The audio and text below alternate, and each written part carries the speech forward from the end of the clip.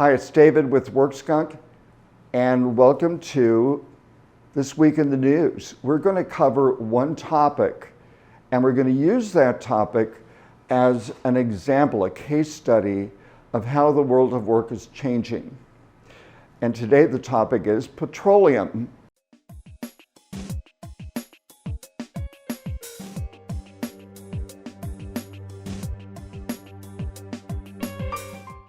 The petroleum industry has been the dominant source of power in the world for over 300 years.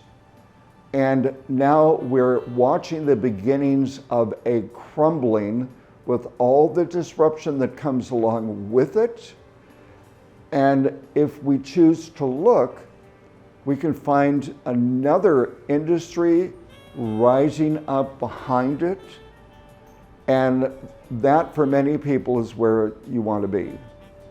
So, for example, when a company is shrinking, so many people hang on for dear life, and they hang on for so long that they have literally no resources left to do a high-quality transition. People who have strong creativity and adaptivity skills, which we teach in workskunk, are the first ones to pick up the phone and call their friends and call their network and say, I want to leave, please help me, okay? So with petroleum, we've been watching people suffer in so many different ways over the last few years about trying to protect something that is starting to appear as its life will eventually end. And I want to give you some examples of how we know that. Al Gore, considering his history, made the decision to start as green energy being more of a political thing. And he made some beautiful documentaries about what's happening to the world if we don't clean it up. And many of you might be thinking today, what happened to him? Al Gore is on the verge of becoming the wealthiest vice president that we've ever had. And the way that he's doing that is he went into partnership with Goldman Sachs and then the fabled equity investment house in Silicon Valley, SmithKline Perkins. And this partnership is focused on finding the best business plans, the best management teams out there, the ones that they are pretty clear are going to be successful if they get the money, and they've been funding them, and they have become successful, and the overall commitment is to prove that green energy is more profitable than petroleum. Sounds pretty logical, but logic has kind of eluded us around this whole issue for quite some time. Let's talk about what it looks like in an organization where someone wakes up one day. I have to share this with you. Years ago, I met a couple. They were young, they were married, and they were both working in the defense industry, and they were talking about this kind of continual depression that they were stuck in. And in our work together, I one day said, what kind of work are you doing? Because you don't speak very much about it, but I don't get much joy. And what they disclosed was that they were both engineers involved in designing trigger mechanisms for nuclear weapons. And I brought up that that might have something to do with their depression. And in very short order, they left that business and they started a peace organization that continues today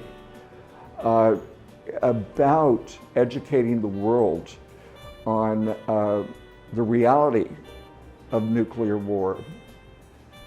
When we're in a company that's shrinking, this is what it looks like. You watch your friends leave. Some of them get laid off, especially the people that aren't as hardworking as you. You watch the people that are creative and adaptive, and they're already gone. And then every day when something gets a little bit worse, someone gets let off, someone comes to you and saying, I know that you're working hard, but we need for you to take this work as well. And then there's always some kind of underlying message that you should be happy to have a job. That doesn't get better. I was in Canada a few years ago speaking to a group of petroleum executives. Because of delays in the Keystone project, their town looked like a ghost town. And the group was kind of depressed. And when I was flying up, I was reading their backgrounds, and they wanted to talk about employee engagement. But in the plane, I realized that they had laid off a bunch of their employees, and their real challenge was survival and change. And someone during question and answer said, well, if you were in the position we are, what would you do? And I came back with, I would take the resources that I have right now and invest it in something that's new and growing. Because each year it'll become more tough. Each year there will be new challenges with it.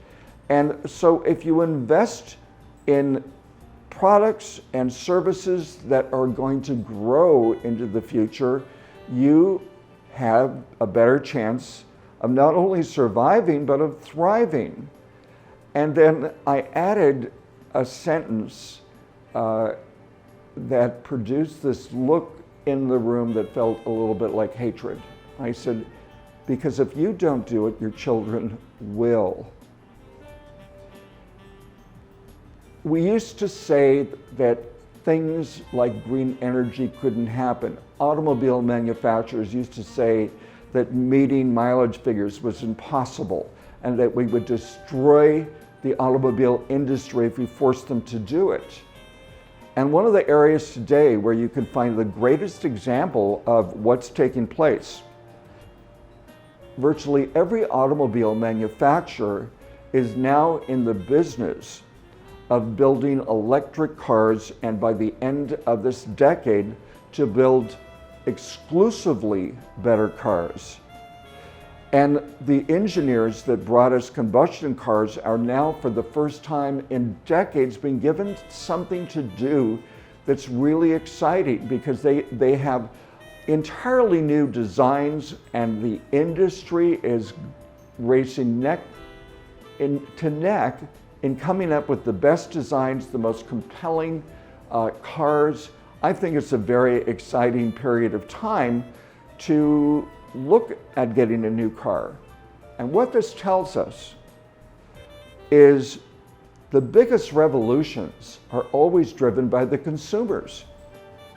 One of the biggest revolutions that we see right now is in the last 2 years, so many workers with jobs have gotten the upper hand with employers of, if you want me back in that building, which is an hour's drive away, I don't think I'm going to continue working here. And that's happening so much every day that a lot of these folks are going to be considering leaving, not just for remote work, but remote work that has a future.